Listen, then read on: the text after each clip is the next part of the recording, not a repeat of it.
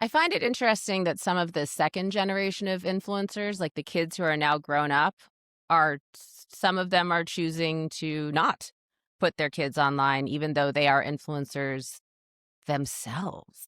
I know that is really fascinating to me. Specifically, I think of Brooklyn and Bailey McKnight, who are twins, who are 25, and they grew up on YouTube and they're huge. They have millions of followers and subscribers, and they're identical twins, so I always forget which is which, but I think Brooklyn, one of them had a son. Bail Bailey got married first, Brooklyn had kids first, I Okay, believe. there you go. There you go. Okay, yes. It's the both B's and they're identical. It's too But much, it's too Brooklyn much. had her first child and she like posted a birth vlog. She like did all these things. She posted photos immediately, but she's never shown his face. She always covers his face with an emoji.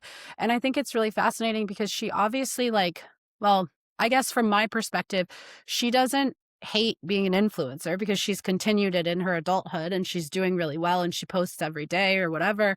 But also, she's making a different choice for her son than her parents made for her, which I find really, really fascinating. Yeah, and then also, of course, from the exact same people who are like, "I can't believe you put your kids online," they create these whole narratives of, like, scandals that this child they must be Yeah. abusing their child, or they Yeah. must be the child must have some kind of problem, or Yeah. and so taking them away is from the internet is almost like proving why they shouldn't have been on there in the first place, which is that there's all these strangers talking about them.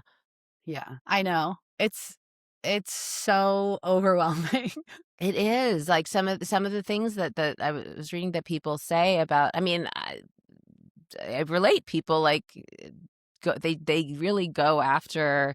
If you don't show your kid, it's because you're a bad mom. It's because, Yes. oh God, the blowback to being a working mother who travels. So first it's Yeah. get a job, and Yeah. you have nannies and you sit around eating bonbons all day. And then if Yeah. you're like, here I am on a set, they're like, who's watching your child? Yeah, but they would never But ask the who? But husband who? that. No, Yeah. no. Yeah. That might make me angrier than like anything. Makes me Yeah. really No, mad. it's Nobody incredibly ever asked frustrating. my ex-husband. No, no, never, not once. It is astounding how far we've come. I just I wonder, like, with the especially the rise of the types of momfluencers that you talk about and, like, the trad wife stuff, if Yeah. we're going in a backwards direction with regards to that.